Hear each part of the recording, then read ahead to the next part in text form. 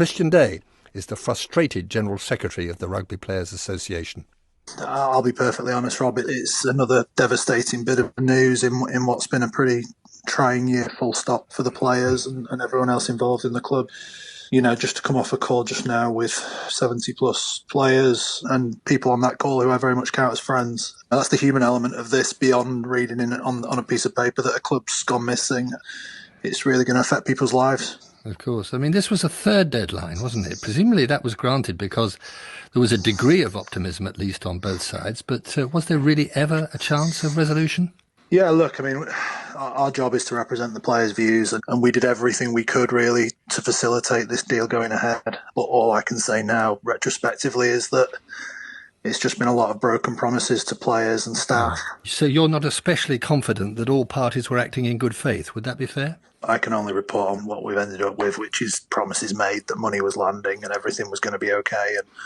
And ultimately the deadline came and went. And even then there was no definitive statement from the consortium or indeed from the current owner as to what the situation was. So the responsibility for this failure lies with whom? The consortium that has given a lot of promises about a takeover and the current owner who has said they want to step away from the club. The blame lies between those two people, I think.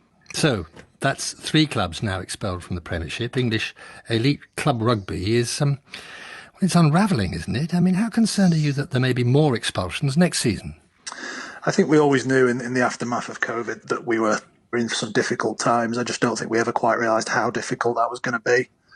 I do know that an awful lot of work is going on at the moment trying to build better governance, better regulation. And I do know that the government are now engaged around the repayment of COVID loans and trying to make those as impactless as possible on the clubs. But at the same time, I think responsibility lies with the people who govern the game, that we make sure we build something out more sustainable. But what we can say is that the player market has shrunk in this country and that we need to return the Premiership back to what it once was, which is one of the most elite competitions in the world.